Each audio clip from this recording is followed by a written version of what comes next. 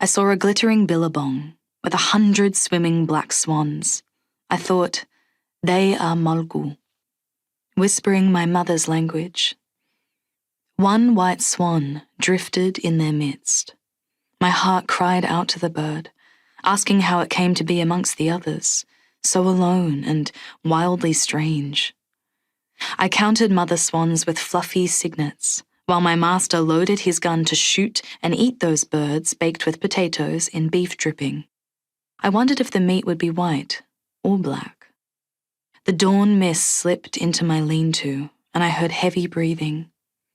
I shifted on my straw pallet bed and felt a heavy weight on the blanket. I sat up. A dead black swan lay on the blanket, its red beak open and neck oozing crimson blood. The webbed feet, like grey bat wings, dangled over the edge. I screamed, and he stood and pointed at me. "A little present for my girlie." My master, Farmer Bryant, laughed as though he would burst. I was 10 years old, and I wanted to kill that man. But Farmer Bryant was sneaky and swift as a snake.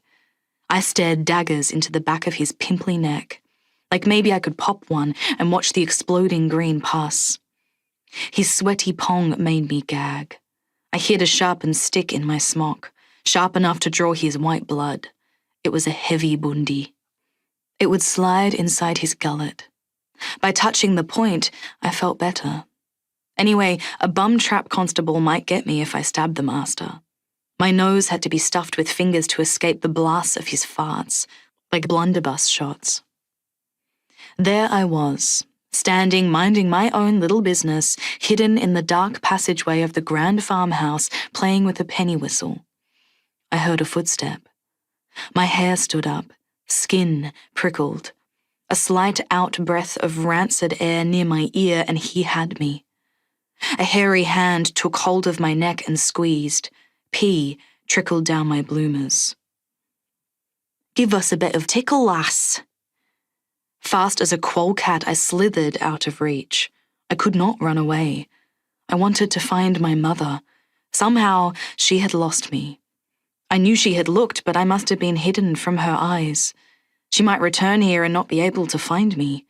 She had been gone for years, but her soft face visited my dreams. I felt her watching me and loving me. But soon I realized she was not coming back, and I would have to find her. I searched the bush tracks for any Koori woman who might be my mother. One sunny day, Mr. Bryant tied me on a bullock cart with a thick hemp rope. I was a dark-skinned gurung, a child in a linen sack dress and bonnet, pathetic and snivelling with a parcel of damper in brown paper wrapped with string. The cart full of wheat moved down the Great Western Road past convict chain gangs digging holes. They begged for bread, so I pushed my fingers into the parcel and dropped crumbs along the track so they might eat them. They scattered like crows picking up scraps and waved to me. Bryant grunted and swung his whip across the bullocks as they trotted along a dirt track, and we passed through a yellow grass plain waving in the breeze. This master at Bandy Bandy Farm was a grunting pig, and he kept me like a pet. On another day, I rode up front in the buggy to the creek to catch freshwater yabbies and tied Cedric the horse to a branch. The air filled with the sound of cockatoos as we walked across grey gum leaves. On bright mornings, I remembered skipping with my mother in the bush.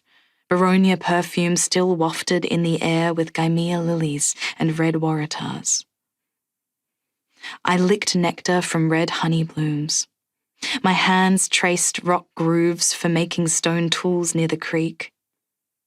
We looked down at the Wallandilly stream, where Garangach, the great eel, ran from a quollcat Muraging, who took his mutten spear and tried to kill that eel. The fight created the rivers and mountains, caves and rock holes. It made the whole earth beneath us. Garangach's eye shone like a silver star from deep pools, and the great eel slithered in the rain, and a sacred quoll growled in the night.